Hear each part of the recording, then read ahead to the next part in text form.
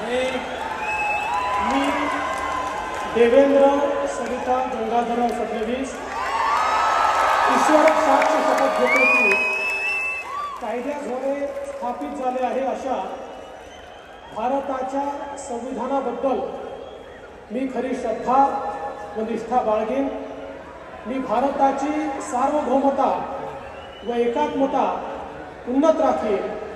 मी महाराष्ट्र राज्याचा मुख्यमंत्री म्हणून माझी कामे निष्ठापूर्वक व सतत विवेकबुद्धीने पार पाडेन आणि संविधान व कायदा यानुसार सर्व तऱ्हेच्या लोकांना मी निर्भयपणे व निपक्षपातीपणे तसेच कोणाच्याही विषयी ममत्व भाव किंवा आकस न बाळगता न्याय वागणूक देईन।